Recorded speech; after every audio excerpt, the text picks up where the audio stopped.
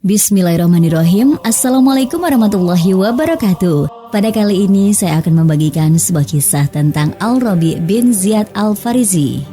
Tidak ada orang yang begitu percaya kepadaku sejak aku menjadi khalifah sebagaimana yang dilakukan oleh Al-Rabi' bin Ziyad. Madinah, Rasulullah SAW masih dirundung kesedihan karena telah kehilangan seorang yang amat mulia bernama Abu Bakar Asy-Syiddiq. Banyak utusan dan delegasi yang berdatangan dari segala penjuru setiap hari untuk membaiat khalifah yang baru, Umar bin Khattab, dan untuk menyatakan kepatuhan dan loyalitas mereka baik dalam kondisi senang maupun susah.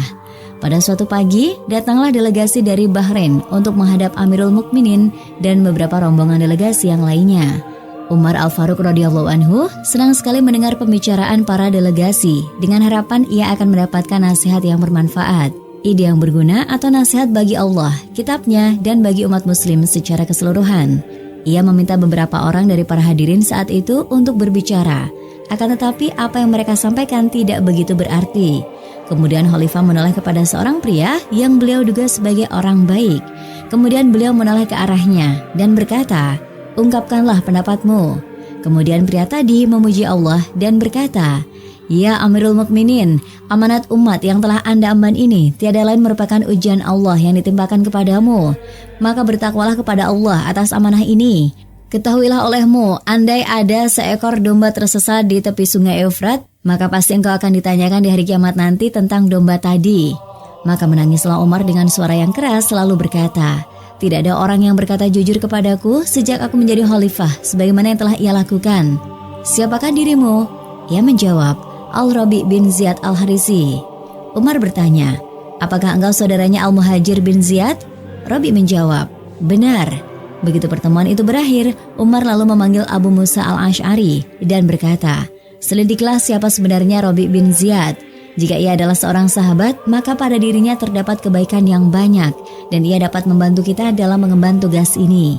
Angkatlah ia sebagai pegawai dan kirimkan kabar kepadaku tentang dirinya."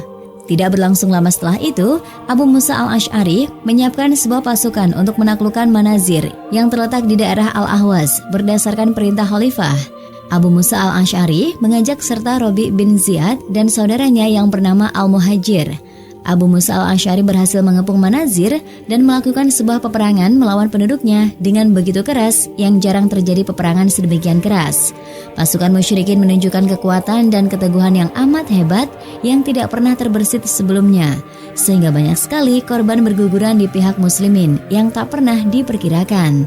Pada saat itu, kaum muslimin yang sedang melakukan perang tersebut juga sedang melakukan puasa Ramadan. Tatkala Al-Muhajir, saudara Rabi' bin Ziyad, melihat sudah banyak korban yang berguguran pada pasukan muslimin, ia bertekad untuk mempersembahkan dirinya demi mencari keridhaan Allah SWT.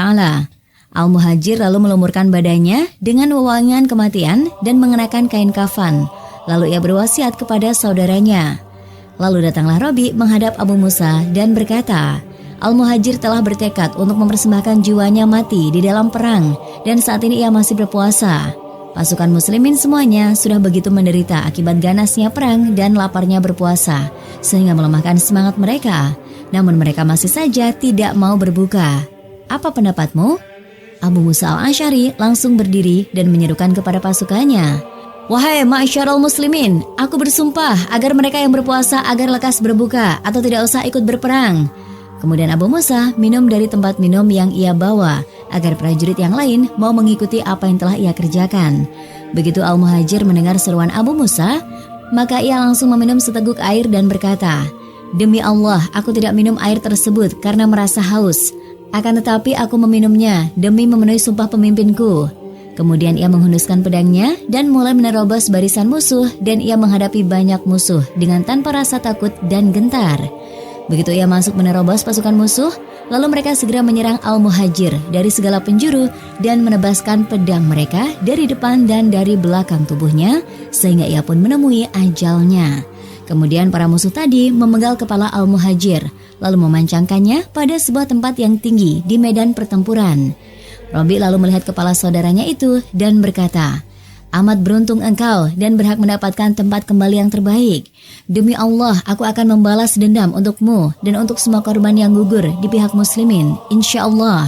Begitu Abu Musa melihat kesedihan pada diri Robi akibat kematian saudaranya, dan ia mengerti apa yang dirasakan oleh Robi terhadap para musuh Allah itu, maka Abu Musa mempersilahkan Robi untuk memimpin pasukan dan kemudian berangkat menuju Al-Sus untuk menaklukkannya.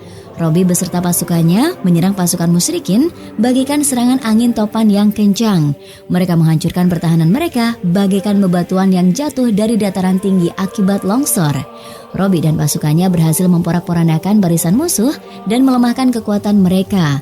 Dan akhirnya Allah berkenan menaklukkan kota Al-Manazir untuk Robi bin Ziyad, sehingga ia dapat mengalahkan para musuh, menawan beberapa orang untuk dijadikan budak, dan ia mendapatkan harta ghanimah sesuai kehendak Allah.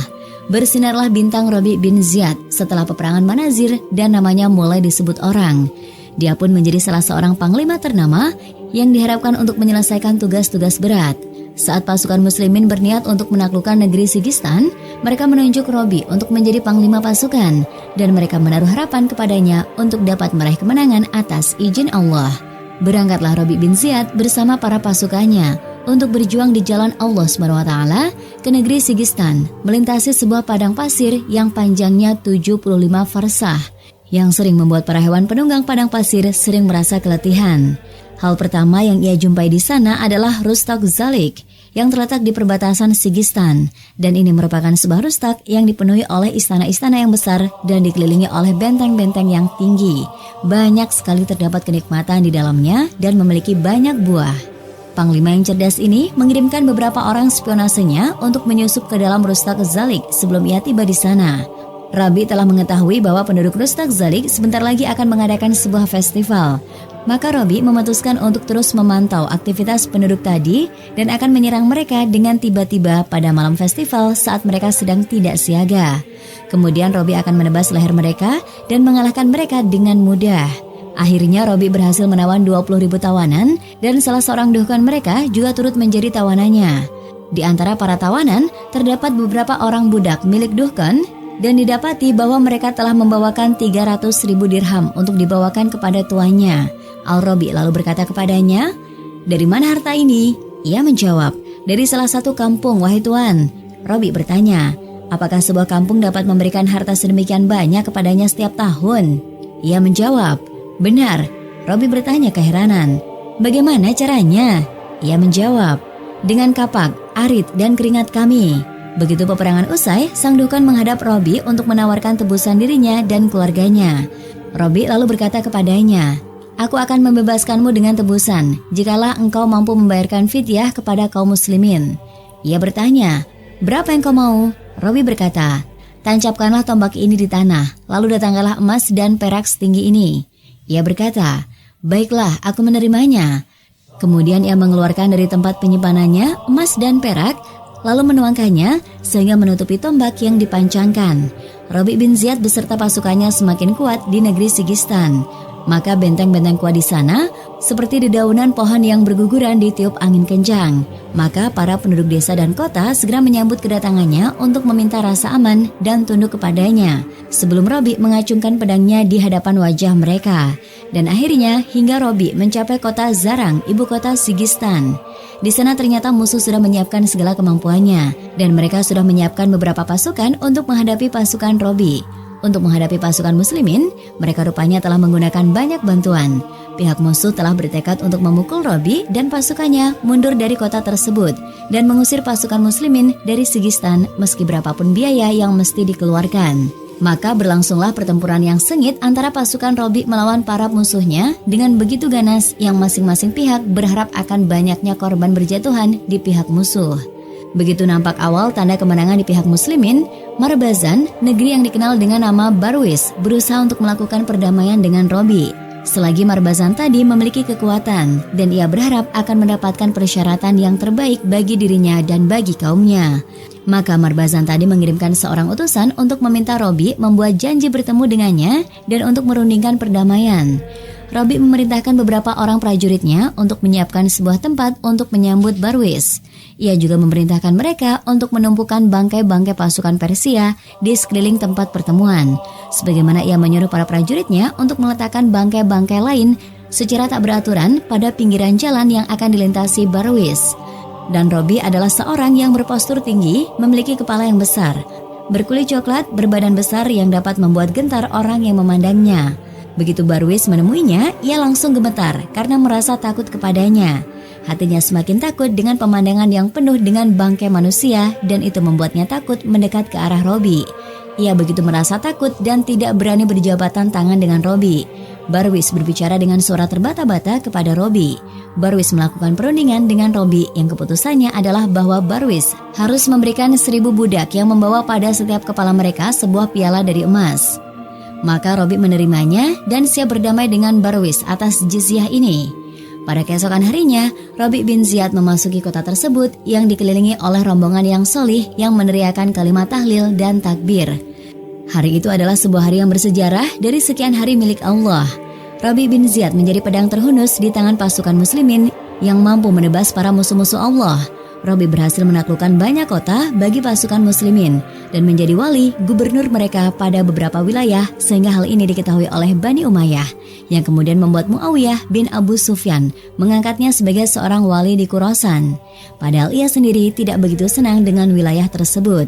Yang semakin membuat ia tidak suka menjadi wali di sana adalah saat Ziyad bin Abihi, salah seorang wali pemuka Bani Umayyah, mengirimkan sebuah surat kepadanya yang berbunyi, Amirul Mukminin Muawiyah bin Abu Sufyan memerintahkan kamu untuk menyisakan emas dan perak, hasil ghanimah perang untuk disetorkan kepada Baitul Mal Muslimin. Engkau boleh membagikan selebihnya kepada para mujahidin. Lalu Robi membalas surat tersebut dengan, Aku mendapati dalam kitabullah SWT memerintahkan bukan seperti apa yang kau perintahkan dengan mengatasnamakan Amirul Mukminin. Pada hari Jumat setelah surat tersebut ia terima, Robi pergi ke masjid untuk melakukan salat dengan mengenakan pakaian berwarna putih. Ia menjadi khatib yang menyampaikan khutbah Jumat kepada seluruh manusia. Kemudian ia berkata, Wahai manusia, aku sudah bosan dengan kehidupan dan aku akan membacakan sebuah doa. Maka kalian harus mengamini apa yang aku bacakan. Kemudian ia berdoa, Ya Allah, jika kau menghendaki kebaikan untuk diriku, maka cabutlah nyawaku untuk menghadapmu sesegera mungkin dan jangan diperlambat. Maka semua manusia mengaminkan doa tersebut. Matahari di hari itu belum juga tenggelam, namun Robi bin Ziyad telah kembali ke pangkuan Tuhannya. Dan demikianlah kisah kali ini, semoga bisa bermanfaat bagi kita semua. Amin, Allahumma amin. Sekian, wassalamualaikum warahmatullahi wabarakatuh.